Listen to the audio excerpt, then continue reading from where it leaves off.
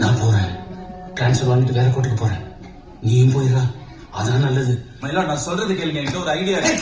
மூளைடா, நான் என்ன பழைய சாமி படத்துல வர கரணா இல்ல நேரில் ரவி நினைச்சியா? சாமின்னு தெரிஞ்சு சொல்ல போறேன். ஐயோ ஐயோ சாமி சாமி சாமி என்ன மனுஷன் சாமி, தெரியாம கண்டு வச்சிட்டேன். ஏன் கண்டுதான்? எனக்கு லைசன்ஸ் இருக்கு சாமி. நம்ம எல்லைக்கு வெளில இருக்கோம். இங்க சாமிக்கு எந்த பவர் இல்ல. இல்ல வா வேற கோட்டுக்கு போலாம். செல்லம் உசுறு முக்கியம் செல்லம்.